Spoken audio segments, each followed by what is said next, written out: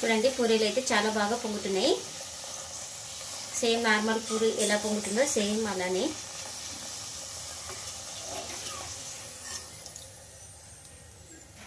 రాగి పిండితో పూరీలు అయితే చేసుకుంటే చాలా టేస్టీగా ఉంటుందండి. మనకు ఆరోగ్యానికి కూడా చాలా మంచిదండి. ఈ పూరీలు అయితే తక్కువ ఆయిల్ అయితే అబ్జర్వ్ చేసుకుంటుంది. చూడండి మనకి ఎక్కడ ఆయిల్ అయితే పీల్చుకోలేదు. ఇంకా నార్మల్ పూరీల కంటే ఈ పూరీలు అయితే చాలా మంచిదండి. ఇంకా చూడండి ఇప్పుడు పూరీలు కూడా మీకు చూపిస్తాను. చూడండి లేయర్ లేయర్గా ఎంత బాగుందో. చూడండి లోపల కూడా ఎక్కడ పిండి లేకుండా ఇంకా బాగా కాలాయి పూరీలు అయితే. హాయ్ ఫ్రెండ్స్, అందరు ఎలా ఉన్నారు? అందరు బాగున్నారా? మేము కూడా బాగున్నామండి. మీరు కూడా బాగుండాలని మనస్ఫూర్తిగా అయితే కోరుకుంటున్నాను. ప్లీజ్ మన ఛానల్ కొత్తగా చూసే వాళ్ళైతే ప్లీజ్ సబ్స్క్రైబ్ చేసుకొని పక్కన బెల్ ఐకాన్ అయితే ప్రెస్ చేయండి. బెల్ ఐకాన్ ప్రెస్ చేయడం వల్ల మేము చేసే ప్రతి వీడియో మీకు నోటిఫికేషన్ అయితే వస్తుందండి. ఆల్రెడీ సబ్స్క్రైబ్ చేసుకున్న వాళ్ళకు చాలా థ్యాంక్స్ అండి. ప్లీజ్ లైక్ చేసి సపోర్ట్ చేయండి ఫ్రెండ్స్. ఇవాళ మన వీడియో వచ్చేసి హెల్దీగా రాగి పిండితో అయితే పూరీలు అయితే చేస్తున్నానండి. ఇంకెందుకు ఫ్రెండ్స్ ఆలస్యం, వీడియోలోకి అయితే వెళ్ళిపోదామా. ఇక్కడ పూరి చేసుకోవడానికి అయితే 1 కప్పు రాగి పిండి అయితే తీసుకున్నానండి. ఇంకా దీన్ని అయితే జల్లించుకుందాం.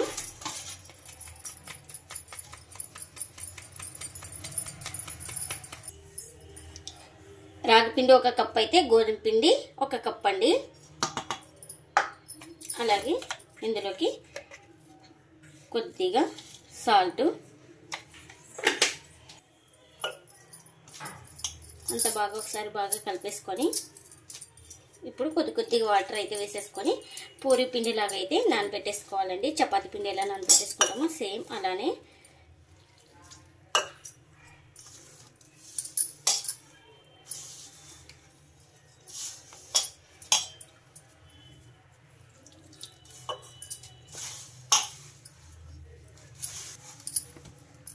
ఇంకా నేనైతే ఇక్కడ పిండి అయితే రెడీమేడ్ పిండి అయితే తీసుకున్నానండి, రాగి పిండి. మీరు కావాలంటే ఈ పిండి అయితే మిల్లుకి పట్టించి కూడా తీసుకోవచ్చండి.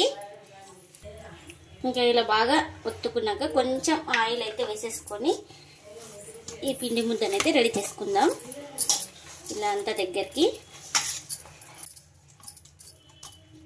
చూడండి. దీనైతే ఇంకా ఒక 10 నిమిషాలు అయితే పక్కన పెట్టేసుకోవాలి. ఇంకా ఇందులో కర్రీ చేయడానికి అయితే ఆలు కర్రీ అయితే చేస్తున్నానండి. ఇంకా స్టవ్ అయితే ఆన్ చేసుకొని కడాయి పెట్టేసుకున్నాను.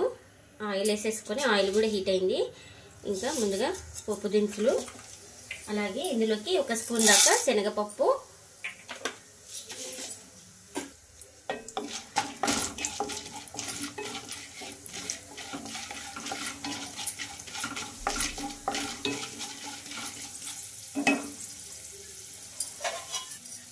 ఇంకా ఇలా పొడవుగా కట్ చేసుకున్న ఆనియన్స్, అలాగే పచ్చిమిర్చి ముక్కలు వేసేసుకోవాలి.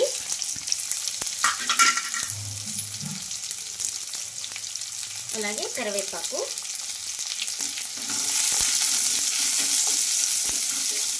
ఈ ఆనియన్స్ అయితే కొంచెం సాఫ్ట్ అయితే అవ్వాలండి.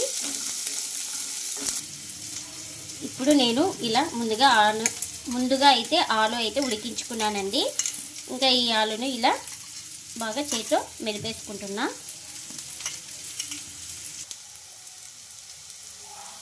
ఇంకా ఆనియన్స్ అయితే మగ్గినాయండి. ఇందులోకి పసుపు, అలాగే సాల్ట్, ఇంకా రుచికి సరిపడినంత సాల్ట్.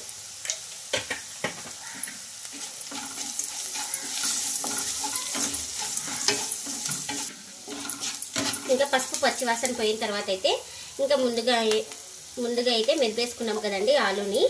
ఇంకా ఈ ఆలు కూడా వేసేసుకొని ఒకసారి బాగా అంతా కలిపేసుకుందాం.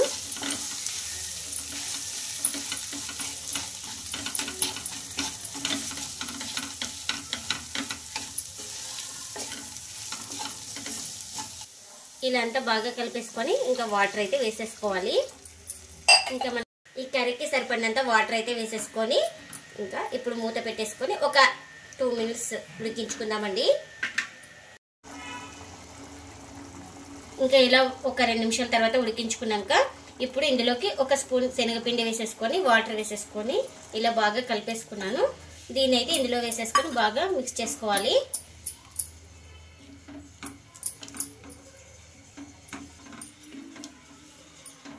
చూడండి మనకి కర్రీ అయితే చిక్కగా వచ్చింది శనగపిండి వేసిన తర్వాత అయితే. ఇప్పుడు ఇప్పుడు ఇందులోకి కాస్త జీలకర్ర పొడి అయితే వేసుకుంటున్నా, అలాగే కొత్తిమీర.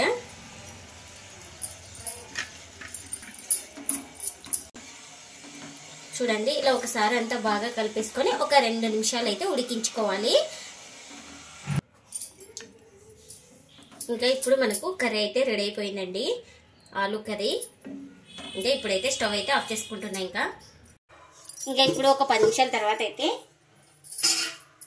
చూడండి పిండి కూడా మనకు బాగా నానింది. దీన్ని అయితే ఇంకా కింద అయితే పెట్టేసుకుంటున్నా. ఒకసారి బాగా కలిపేసుకుందాం.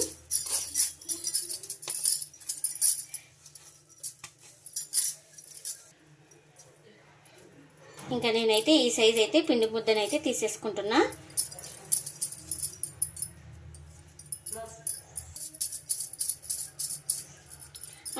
ఇంకా అన్ని ఇలా రెడీ చేసుకుందామండి.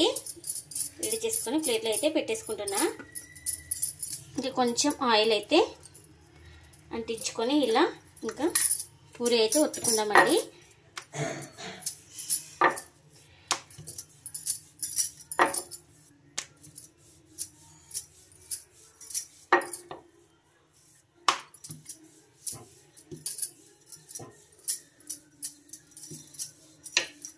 చూడండి ఈ విధంగా ఒత్తేసుకొని ఇంకా ఒక ప్లేట్లో అయితే పెట్టేసుకోవాలి.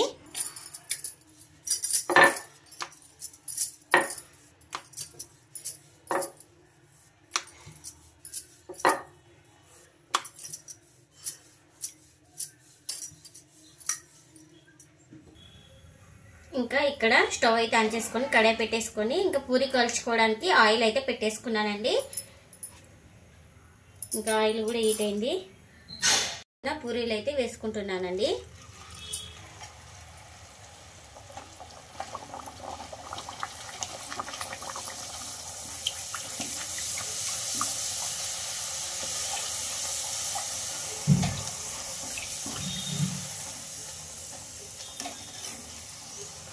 చూడండి పూరీలు అయితే చాలా బాగా పొంగుతున్నాయి. సేమ్ నార్మల్ పూరి ఎలా పొంగుతుందో సేమ్ అలానే.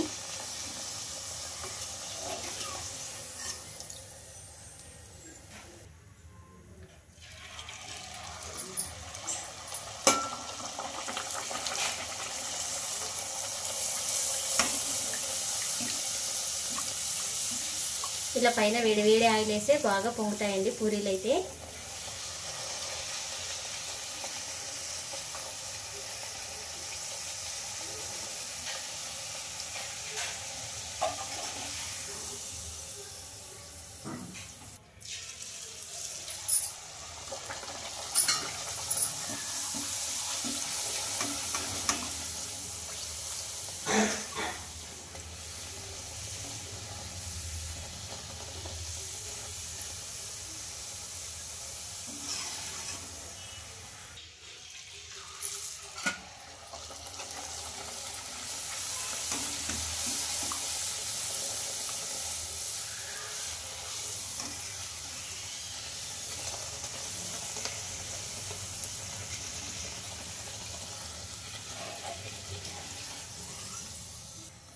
ఇంకా అన్ని ఇలానే కాల్చుకోవాలండి. ఇంకా పూరీలు అయితే రెడీ అయిపోయినాయి కదండి. ఇంకా ప్లేట్లకి అయితే సర్వ్ చేస్తున్నా.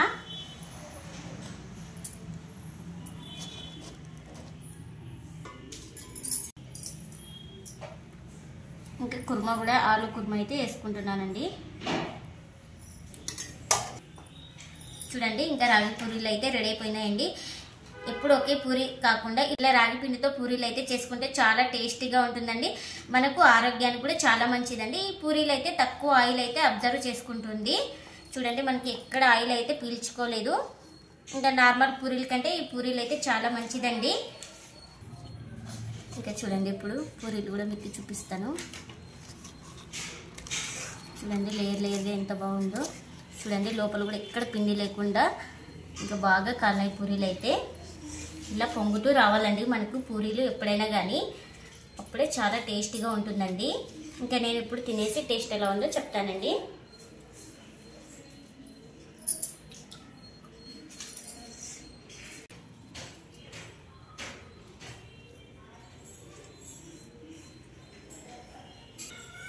ఈ పూరీలు అయితే చాలా టేస్టీగా ఉన్నాయండి. మీరు కూడా తప్పకుండా ఒకసారి ఇలా ట్రై చేయండి. మీకు ఎలా వచ్చిందో కామెంట్ అయితే చేయండి ఫ్రెండ్స్. ఇదండి ఇవాళ బ్లాగ్. ఈ వీడియో కనుక నచ్చితే ప్లీజ్ లైక్ చేయండి, షేర్ చేయండి, కామెంట్ చేయండి, అలాగే లైక్ చేసి సపోర్ట్ చేయండి friends. Thanks for watching. Bye bye.